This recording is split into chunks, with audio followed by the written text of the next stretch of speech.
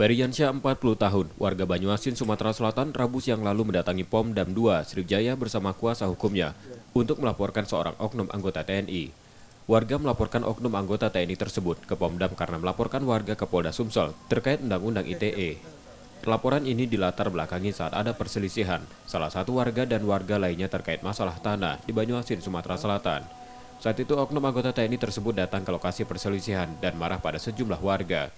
Peristiwa itu direkam warga dan diupload ke media sosial dan berbuntut pada laporan ke Polda Sumsel oleh oknum TNI terkait ITE.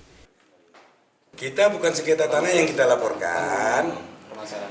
Yang kita laporkan dia membackingi kasus sengketa tanah. Seorang militer tidak diperbolehkan itu dalam peraturan militer.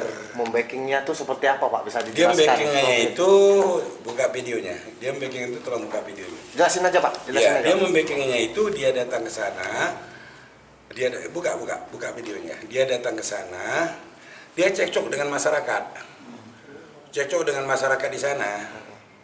Nah, masyarakat di sana itu cekcok dibuat video oleh masyarakat. Begitu dibuat video oleh masyarakat, dia akhirnya oleh masyarakat tadi dibuat video. Begitu dibuat video, keributan itu akhirnya dimasukkan ke di Facebook. Gara-gara berita Facebook itu dia laporkan klien saya ke Polda Sumsel. Nah, makanya kita laporkan dia ke Pomdam. Kini laporan sudah disampaikan ke POM Dam 2 Sriwijaya dengan bukti surat laporan.